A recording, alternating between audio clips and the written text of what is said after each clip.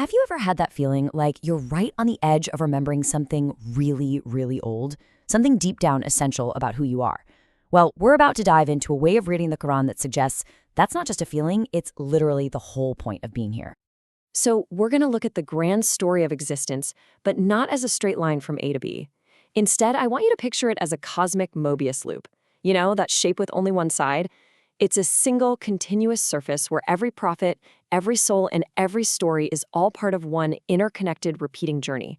A journey of falling, of being tested, and of returning.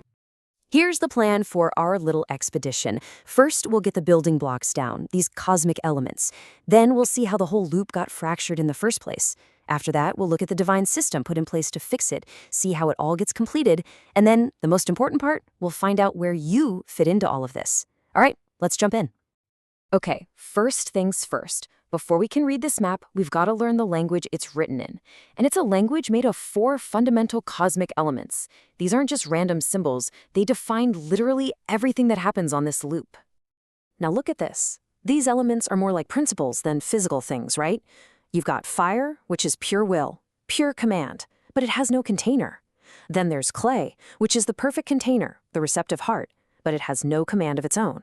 Water is the mercy, the thing that lets the command flow into the container. And light? Well, light is the command itself, the pure word, the truth. And here's the kicker. These aren't just out there in the cosmos. These are active principles inside every single one of us. So the whole cosmic drama really gets started because of the tension between the first 2 elements. On one side, you have fire. That's the prideful, raw will, represented by the celestial being Iblis. And on the other, you have clay, the humble, receptive form of the first human, Adam. This clash, fire versus clay, this is the conflict that puts the very first twist in the loop of creation. All right, let's dig into that. Let's see how this elemental clash creates that first huge fracture in our cosmic loop.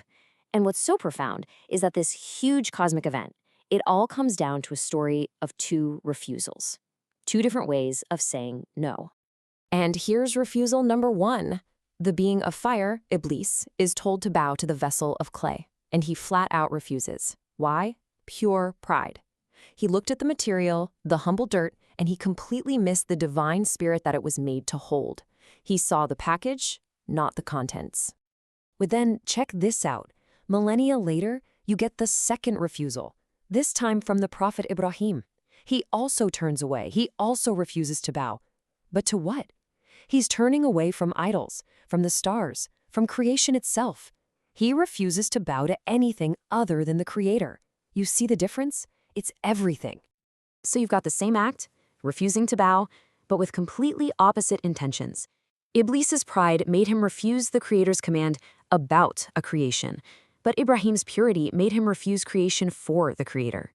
That first act of pride, that's the fracture. That's the crack in the cosmic mirror that this entire loop is trying to repair. So a fracture that big? How do you even begin to mend it? Well, in this cosmology, prophecy itself is the answer. It's seen as a divine repair circuit, a system designed to slowly, piece by piece, restore balance to the loop over thousands of years. And every single soul traveling on this loop, especially the prophets, follows the same 3-step dance. Think of Yunus, Jonah, in the belly of the great fish. First, there's a fall, a descent into some kind of trial. Then there's patience, a period of purification while you're in that test. And finally, there's a return, an ascension back into grace through divine mercy.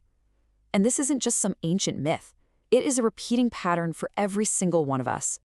This whole system is what's called the prophetic circuit. So instead of thinking of these major figures as separate, isolated individuals, this view frames them as interconnected parts of a single, continuous divine machine. Each one is a component sent to fix a piece of the damage caused by that first act of pride and to help guide souls back home. And you can literally watch this circuit get built through time. First, Adam establishes the physical vessel of clay. Then, Ibrahim comes along and introduces the principle of sacrifice to purify our will. After him, Musa, or Moses, brings the law to give structure to the community. Then comes Isa, Jesus, who embodies the pure word of light. And finally, Ahmed, or Muhammad, arrives as the seal, the one who completes and perfectly balances the entire circuit.